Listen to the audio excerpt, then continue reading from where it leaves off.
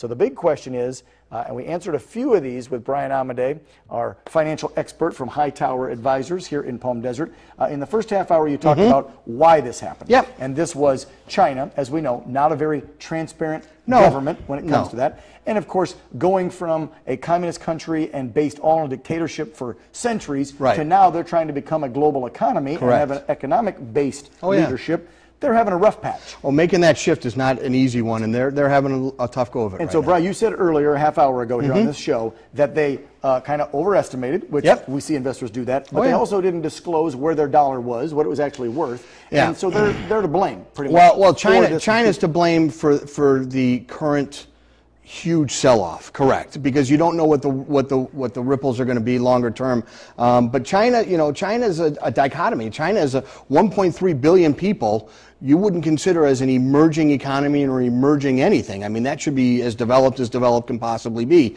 But yet they are very much an emerging market. So much like our stock markets back at the beginning of the 1900s. They weren't real reliable, they weren't real transparent, and the reason we had the big depression was because you could manipulate them easy, and there was a lot of people that were doing so. So we have these same problems over in the foreign markets, and that's what we're seeing. They don't have any rules and regulations for companies reporting and being honest, and any CEOs being held responsible. So it's an undeveloped market right now, and you have to look at it that way. So everybody looked at China as being the one to really lead us out of all these things, but unfortunately they're feeling the ripple effect of what we had in 08. Okay, let's shift now to what happened today. Sure. Our bell opens up. We were already seeing problems Friday. Then we open up today. We drop 1,000 points, but it's come back up now. Came up a lot. A lot, 400 or 500 points up. So that's good. How's that going to affect average Joe investor? And me just in general with my 401k. Right. I saw crude oil was very low, 38 or 39 a barrel, How's that going to affect everyday citizens? Well, what you have is a perfect storm here. You have China that has the problem, and then you have the weak commodity prices as well with oil, and that's kind of resetting what everybody's looking at for earnings for energy companies here in the United States, big multinational companies with the problems in China and other emerging markets. So the market was on a trajectory to know that the market was going to earn X amount per share going forward, whether that's $1, $2, whatever it is. Well, now that you see we may have more headwinds on the national or the international market, we may have some headwinds in commodities, we may have headwinds in energy pricing.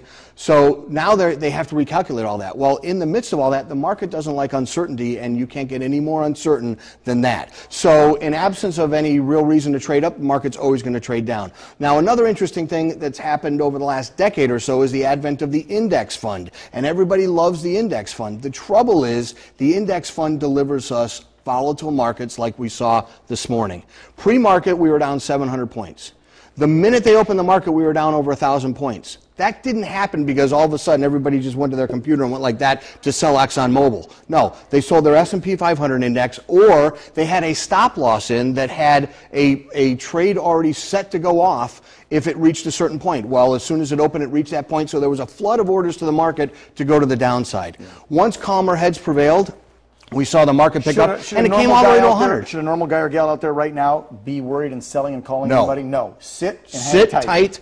This is not anything to be worried about. The fundamentals have not broken down in our markets. Okay. The reason the stock market trades is on corporate earnings. There has been nothing to suffer that very, very much right now. Okay, so sit still. Brian, we're out of time, but I know we're going to have more with you tonight at 5 and 6. Yes. Julie Bueller's going to have more in depth on what happened with the market today for investors. Yeah. Thanks, appreciate it, Brian. You bet. My pleasure.